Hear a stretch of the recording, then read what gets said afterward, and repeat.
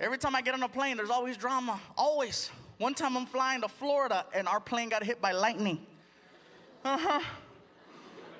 The plane dropped 600 feet straight down. That's better than any ride you've ever been on. I don't care who you are. You could have been freaking doing 20 years in prison. You killed 100 people. You can be the baddest, toughest dude ever. When you're in a plane and it just drops out of the sky, ooh, I was gay for 5 seconds. I'm not gonna lie. Like,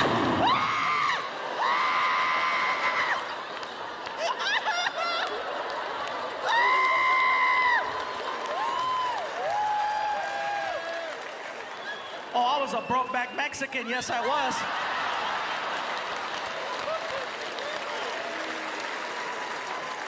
I was in touch with myself.